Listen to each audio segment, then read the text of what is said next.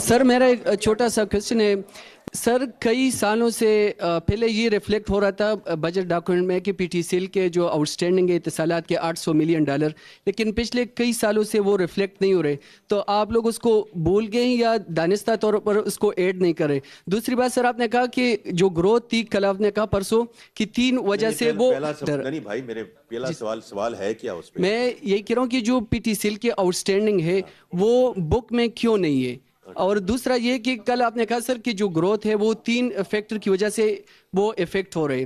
تو آپ کے پاس کوئی آؤٹ آف باکس سولوشن ہے یا اگلے سال پھر ہم یہی سننے کو ملے گا ہمیں کہ ہمارا جو جی ڈی پی گروتھ ہے وہ ایکسٹرنل شاکس کی وجہ سے وہ افیکٹ ہوا ہے؟ جی تھینک یو. دیکھیں، ایکسٹرنل شاکس کا تو میں کچھ نہیں کر سکتا.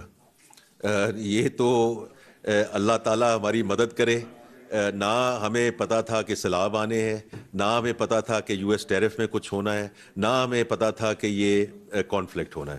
ایگزوجنس شاکس کا صرف ہم ایک چیز کر سکتے ہیں کہ جیسے میں نے اس دن بھی ذکر کیا کہ ہم اپنے بفرز بنا کے رکھیں.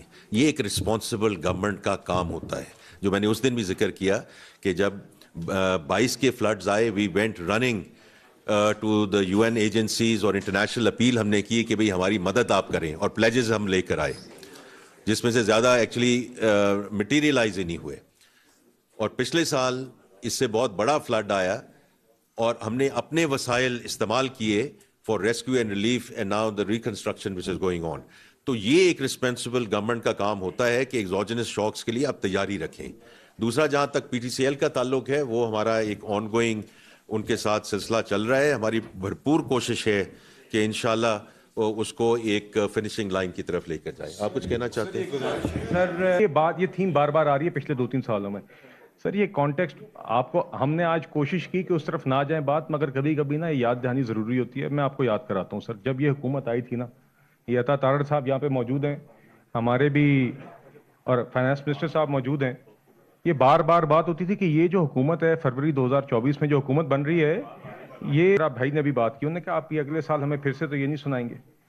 تو مجھے یاد ہے فروری 2024 میں یہ حالت تھی کہ لوگ کہتے تھے کہ یہ کانٹوں کا تاج ہے حکومت، یہ ابھی فروری 2024 کیا، ابھی جون 2024 میں یہ فارغ ہو جائیں گے، یہ معاشی حالات کسی سے سنبھالی نہیں جائیں گے.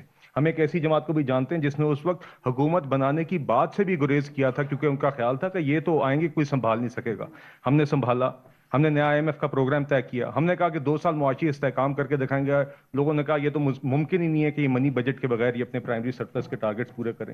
2 سال پرائمری سرپلس کے ٹارگٹس بھی پورے کیے، فنڈ کا پروگرام بھی چلایا، انڈیا کے ساتھ جنگ کے دوران فنڈ کی بورڈ اپروول بھی کروائی، اور منی بجٹ بھی کوئی نہیں آیا. ہم نے پھر اس کے بعد کہا کہ جب مشکل وقت گزرے گا تو ایک عوام کے لیے جہاں موقع ملے گا ریلیف لے کر آئیں گے.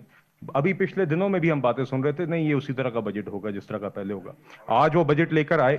تو گزارش یہ ہے کہ جس طرح ہم نے پہلے وعدے پورے کیے، آگے بھی انشاءاللہ اسی طرح آپ دیکھیں گے وعدے پورے ہوں گے انشاءاللہ.